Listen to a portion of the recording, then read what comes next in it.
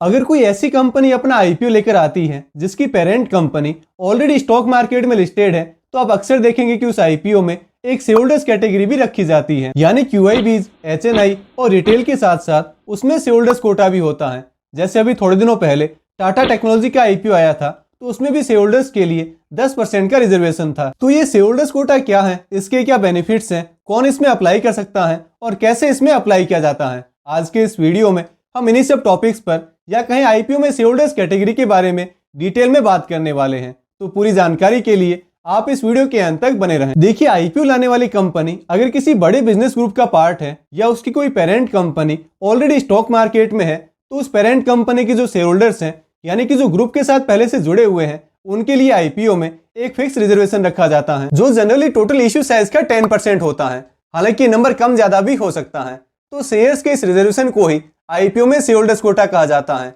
जैसे टाटा टेक के आईपीओ में टाटा मोटर्स के इन्वेस्टर्स के लिए 10% का रिजर्वेशन था। अब बात ये आती है कि इसमें अप्लाई कौन कर सकता है। तो ऑब्वियस है कि जिनके पास पेरेंट कंपनी के शेयर्स हैं, वही शेयर होल्डर्स कैटेगरी के लिए एलिजिबल होते हैं। लेकिन ऐसा नहीं है कि आप आईपीओ आने से 2 दिन पहले शेयर्स खरीदेंगे और एलिजिबल हो जाएंगे। इसकी भी एक फिक्स रिकॉर्ड डेट होती है, जो कि आईपीओ लाने वाली कंपनी अपने आरएचपी यानी कि रेड हेरिंग प्रोस्पेक्टस में मेंशन करती है। उस रिकॉर्ड डेट के दिन जिस किसी के भी डीमैट अकाउंट में शेयर्स होंगे, सिर्फ वही लोग शेयर होल्डर्स कैटेगरी में अप्लाई कर पाएंगे। अगर आप रिकॉर्ड डेट के बाद शेयर्स खरीदते हैं तो आपको उसका कोई बेनिफिट नहीं होगा। जनरली ये रिकॉर्ड डेट आईपीओ ओपन होने से 10-15 दिन पहले की होती है। और हाँ, इसमें शेयर्स की क्वांटिटी का कोई मीनिंग नहीं है। आपके पास चाहे 1 शेयर हो या फिर 1000 शेयर, आपको शेयर होल्डर माना जाएगा। इससे मैं अगर आपको टाटा टेक के एग्जाम्पल के थ्रू ही समझाऊं, तो देखिए, टाटा टेक का आईपीओ ओपन हुआ था 22 नवंबर को। तो जैसा मैंने आपको पहले बताया है, इसमें टाटा मोटर्स के शेयर होल्डर्स के लिए जो शेयर होल्डर्स कोटा था, उसकी रिकॉर्ड डेट थी 13 नवंबर। यानी 13 नवंबर के दिन जिसके भी डीमैट अकाउंट में टाटा मोटर्स के शेयर्स थे, सिर्फ वही लोग टाटा टेक के आईपीओ में शेयर होल्डर्स कैटेगरी में अप्लाई कर पाए होंगे। अब भले आपके पास पिछले 5 सालों से टाटा मोटर्स के शेयर्स थे, लेकिन अगर आपने 12 नवंबर को ही अपने शेयर सेल कर दिए, तो भी आपको शेयर होल्डर्स की कैटेगरी में काउंट नहीं किया जाएगा। सेम वे अगर आप 13 नवंबर को ही या उसके बाद शेयर्स परचेज करते हैं, तो भी एलिजिबल नहीं होंगे, क्योंकि हमारे यहाँ T+1 का सेटलमेंट है। इसलिए अगर आप रिकॉर्ड डेट के दिन ही शेयर्स खरीदेंगे, तो भी वो अगले दिन आपके डीमैट अकाउंट में आएंगे। जबकि शेयर होल्डर्स कोटे में अप्लाई करने के लिए रिकॉर्ड डेट के दिन ही शेयर्स हमारे डीमैट अकाउंट में होना जरूरी है। हाँ, आप चाहे तो उसके बाद शेयर सेल कर सकते हैं। जैसे रिकॉर्ड डेट 13 नवंबर को है, तो अगर आप उसके जस्ट अगले दिन यानी 14 तारीख को ही अपने सारे शेयर सेल कर देते हैं, तो भी आप 10 दिन बाद ओपन होने वाले आईपीओ में as a share holder apply कर पाएंगे। तो ये तो बात हुई कि कौन इसमें अप्लाई कर सकता है। अब आप ये जरूर सोच रहे होंगे कि इसमें अप्लाई करने के बेनिफिट्स क्या हैं, हम क्यों इसमें अप्लाई करें। तो देखिए, यहाँ सबसे बड़ा बेनिफिट तो है अलॉटमेंट चांसेस का।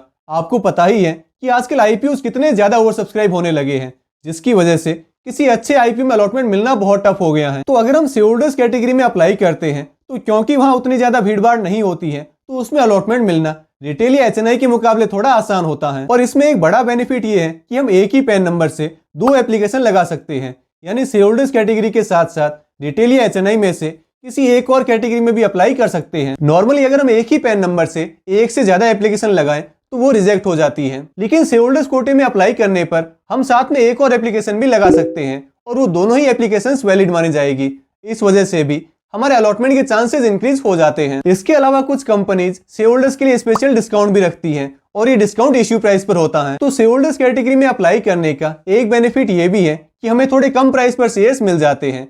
हालांकि हर एक कंपनी डिस्काउंट ऑफर करे ये जरूरी नहीं है। अब अगर बात करें कि शेयर होल्डर्स कैटेगरी में अप्लाई कैसे करना है, तो देखिए, इसका प्रोसेस बहुत ही सिंपल है। आप जिस भी ब्रोकर के थ्रू अप्लाई कर रहे हैं, वहां आपको उस आईपीओ में शेयर होल्डर्स का एक अलग ऑप्शन मिल जाएगा। आपको उस पर क्लिक करके नॉर्मली हम जैसे आईपीओ में अप्लाई करते हैं, वैसे अप्लाई कर देना है।